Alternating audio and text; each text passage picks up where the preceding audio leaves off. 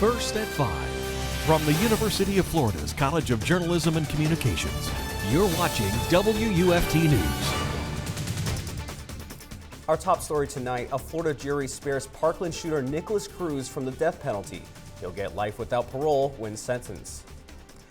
This is First at 5 from WUFT News. I'm Jake Reyes. And I'm Tyler Carmona. Thanks for joining us. The decision comes after a long 6-month penalty phase trial. As NBC's Carrie Sanders shows us, there's dismay and outrage among the victims' family members.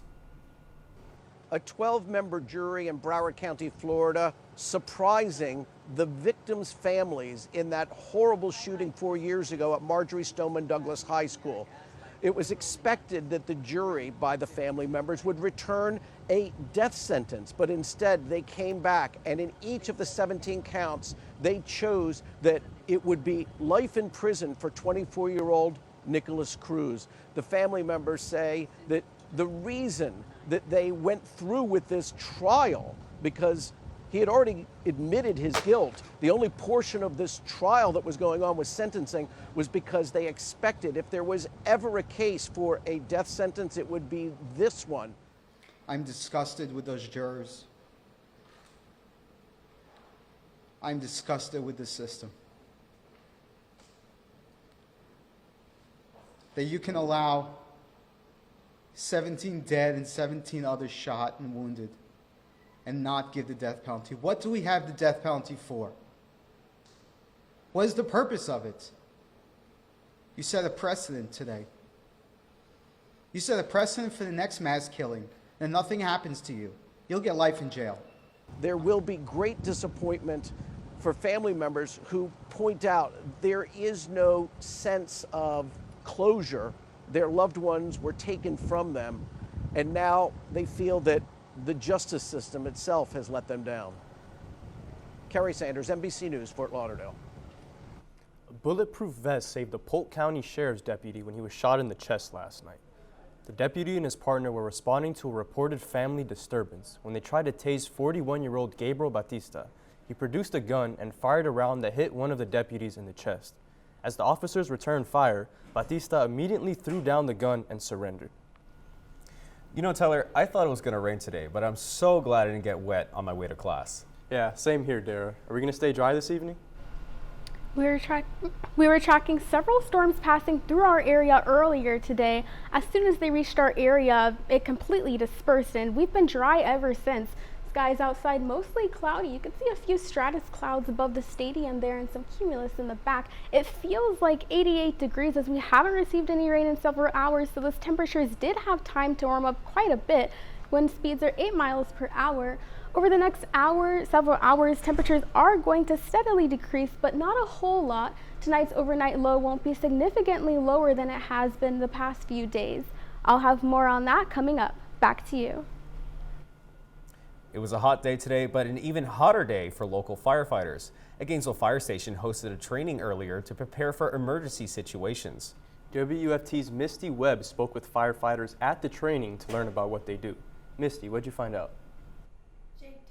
The practice is conducted monthly, and today they practiced what is known as the burn run with live fire. There were 3 companies that participated in today's event. What might look like a building of bricks and metal to some is an important feature to the Gainesville Fire Department. Gainesville Fire Station 3 hosted a multi-company training to prepare for life or death situations. It's essential for firefighters to experience the difficulties of a fire prior to actually responding to one where there's actual victims inside. So they're going to get introduced to the stressors such as no visibility and high heat before it's actually somebody in there they need to rescue. The training consists of a variety of drills that simulate realistic challenges in a safe and controlled environment. Here, first responders put their skills to the test. They've been training for months. So we've worked on these skills and now they're all put together on a real incident scenario-based training. Behind me is the live fire training, and it is one of the many drills completed monthly by the multi-company training. They'll rotate through 4 different stations. 3 of them involve search and rescue type events, just a little bit different in nature. And then the last one is a a cardiac arrest resuscitation simulate that we've removed a victim from the fire, and now they need to be resuscitated. Preparation is key. If we just sit in the stations and wait for something to happen, we won't be ready. So we have to practice like we're really doing it. Because they never know when they may have to put their training to the test. First responders say they have a lot of fun running through the practices, but they also understand its importance. In the newsroom, Mistie, Webb, WUFT News. An update from the Florida District Medical Examiners reported that Hurricane Ian led to the deaths of 105 people in the state. Lee County was struck the hardest, as 52 people were reported dead so far. In Volusia County, 5 people died. There were 2 deaths each in Polk, Osceola, and Orange counties. More than half of the statewide deaths were identified as likely cases of drowning. Temporary repairs have been made to the Sanibel Causeway that was damaged by Hurricane Ian. Florida Governor Ron DeSantis told reporters Tuesday that the temporary repairs will allow a one-time convoy of power restoration equipment, supplies, and crews to access the island. The island is home to roughly 7,000 residents and has only been reachable by sea or air since Ian crashed onto the scene back in September.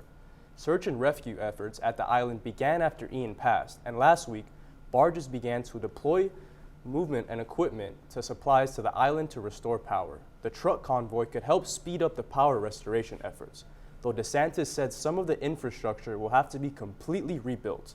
The causeway isn't ready for full-time civilian traffic, but it's expected to be open to civilians by October 21st, according to DeSantis. It's a very dangerous environment. Having the causeway open to our utility crews so we can get the infrastructure repaired and back up and running is critically important. In this day and age, the internet is essential to almost everyone, but some parts of Southwest Florida are still disconnected after Hurricane Ian. A lot of residents in Charlotte County are seeking Wi-Fi by going to the county's only library.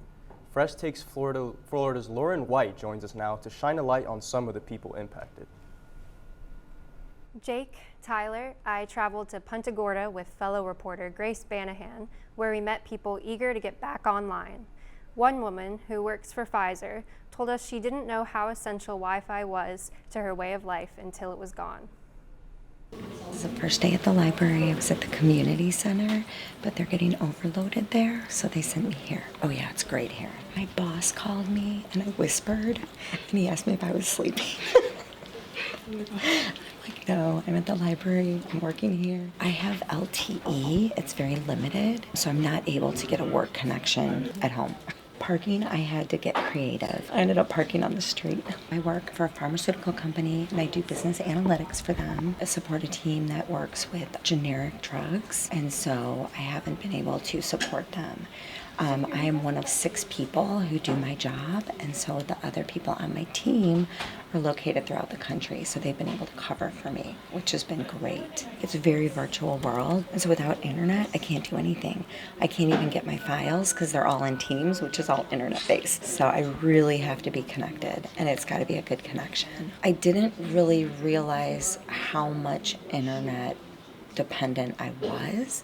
Like all of my apps, my tracking apps, my banking apps, Hoopla for reading books and listening to books. Like there's just so much that we're plugged into that I kind of forgot about.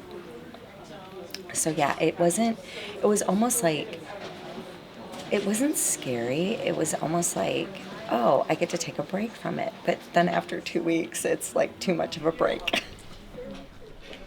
Service providers like Xfinity told customers they may be able to restore service to parts of Punta Gorda later this week.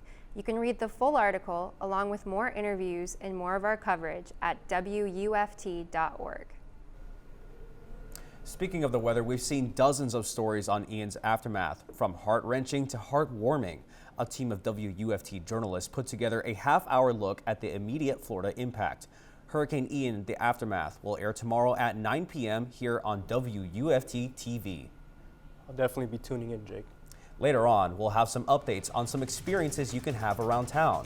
You're running out of opportunities to hear some free live music in town. And of course, we can't talk about live local events without mentioning football. You'll hear all about it, the Gators and local high schools in sports. But first, it's midterm season, and students might be stressed out more than just exams. The Biden administration's loan relief is facing a challenge in court. Don't go away. First at 5 will be right back.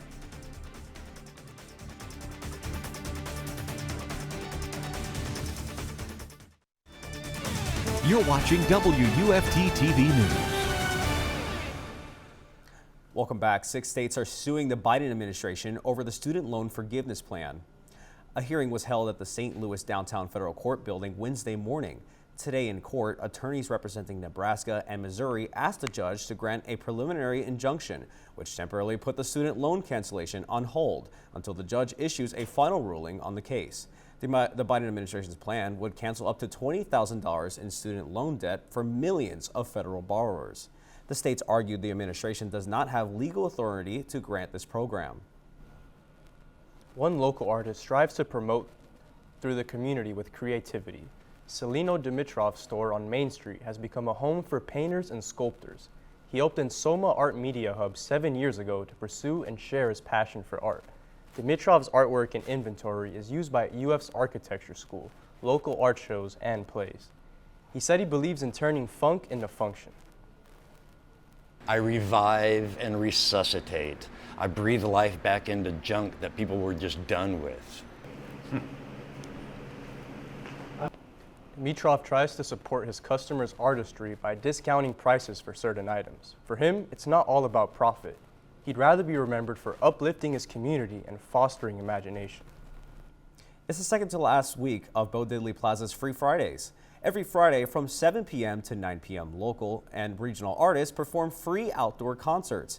Thousands of people come out May through October for live music. Free Fridays feature different genres, including classic rock, reggae, and blues. Tomorrow, Morning Bell will perform.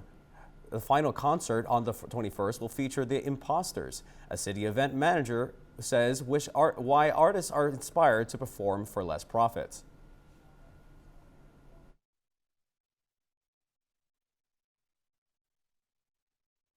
The bands can communicate with their current and beloved audiences as well as gaining new audiences. So being a part of the concert series is really a showcase for them, and as well as a great opportunity for our community to come together and have a wonderful time. This is the longest free running outdoor concert series in the region. Next year, Free Fridays plans to return. Today's weather would be really nice for having a picnic and painting outside. Yeah, it's too bad it's midterms week. Derrah, how's our afternoon looking? Well, this afternoon would be a good weekend for a picnic, but tonight's cold front is going to cool us down, possibly bringing more rain with it. I'll have more on that after the break.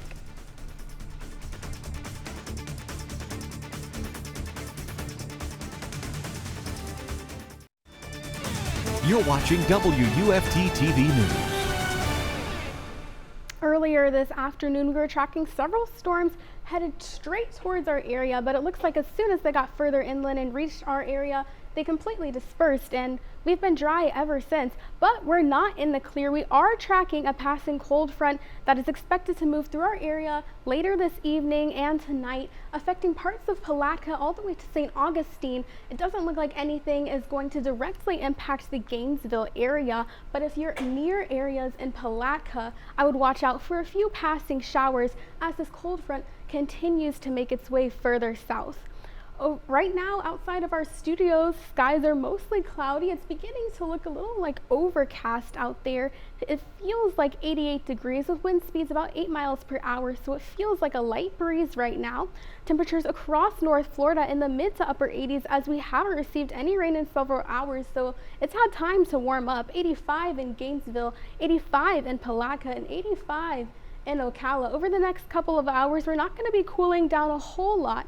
Tonight's overnight low isn't going to be any cooler than it has been the past couple of days.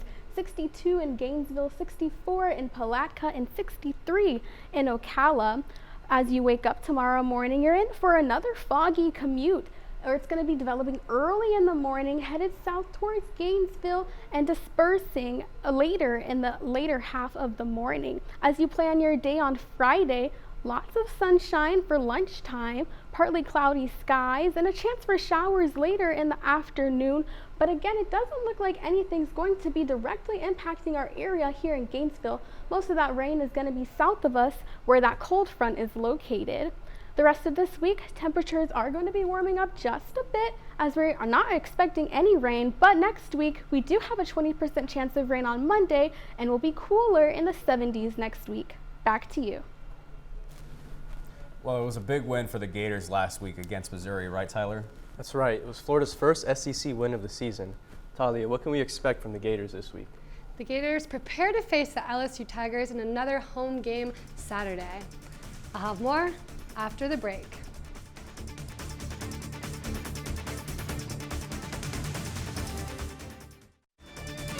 You're watching WUFT-TV News. Welcome to sports. I'm Talia Baia. After getting its first SEC win last week, the Florida football team is back in action Saturday, playing LSU in the Swamp. One player on Florida's roster played closely with LSU quarterback Jaden Daniels. Last year, wide receiver Ricky Purcell played with Daniels at Arizona State, catching 48 passes from the quarterback. Purcell says the Gator defense better be on its toes playing against a dual-threat quarterback like Daniels. I feel like that's like one of the toughest things for defenses is going against a running quarterback, you know, and I feel like every time you go against the running quarterback, you always got to prepare for that. So, I mean, it's just another time to prepare for this week because he is a really good runner. So I think our defense is going to do a really good job of doing that, and I think they prepped really well throughout this week, so they'll be ready. The game is sold out but can be seen on ESPN Saturday at 7 p.m. Moving on to high school football, there's a game taking place tonight and a few more tomorrow as well. Matanza High School will be traveling from Palm Coast to take on Gainesville High tonight. The Pirates hold a 2-4 record, while the Hurricanes are 0-7. Last Thursday, Gainesville went against Buchholz, but failed to put a single point on the scoreboard, leaving the field on the losing end of a 49-0 score. Tonight's kickoff is set for 7 p.m. at Citizens Field. Friday Night Lights tomorrow features action from 3 different matchups. The biggest game tomorrow is Hawthorne at Union County. The Hornets have stayed undefeated with a 5-0 record, while the Fighting Tigers are 4-1. Also, Buchholz High School will be hosting Oakleaf, while Eastside will be traveling to take on Newberry. Game time for all these matchups is set for 7:30 p.m. The 15th ranked Gator volleyball team is on a 3-game win streak and will be traveling to compete against Mississippi State tomorrow night. Last week, the Gators defeated LSU twice to improve their record to 13-3 overall and 5-1 in SEC play. Sunday, Florida closed out the series against Tigers with a thrilling 5-set victory. Merritt Beeson led the offensive side with 21 kills, tying her career best. Tomorrow's matchup will kick off the first of the 2-match series in Starkville. You can catch both of these teams duking it out tomorrow at 9 p.m. on the SEC network. Postseason in the LMB continues today. Currently, Houston Astros and Seattle Mariners are playing in Game 2 of their divisional series. At last look, the Mariners lead the Astros 2-1. Tonight's ALDS Game 2 between the Cleveland Guardians and New York Yankees has been postponed due to weather. The game will now be taking place tomorrow at 1:07 p.m. at the Yankee Stadium. The Yankees lead the series 1-0 after defeating them 4-1 on Tuesday. Meantime, 2 games were played in the division series yesterday in the National League. The Phillies and Braves are now tied at 1 game apiece after a Braves 3-0 win. The Dodgers and Padres are also tied after the Padres beat LA 2-3. And that's it for sports. Are any of you guys going to the game this weekend? You know, I'm not really sure just yet. I think I might. Derek, can you look at the weather one last time for us? Yeah, of course. No chance for rain the rest of the week. More rain is on the way to cool us down into the 70s next week. Thanks, Derrah. BBC World News is next, and PBS NewsHour is coming up at 7. But remember, your Florida news is always on WUFT.org. Have a good night.